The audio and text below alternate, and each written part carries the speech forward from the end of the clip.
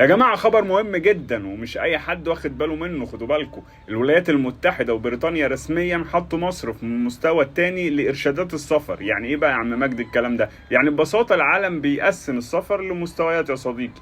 المستوى الأول اللي هو آمن جدا، المستوى الثاني آمن بس خد بالك شوية، وده نفس المستوى اللي فيه دول زي فرنسا وألمانيا. المستوى الثالث والرابع دول فيهم مشاكل أمنية أو خطورة.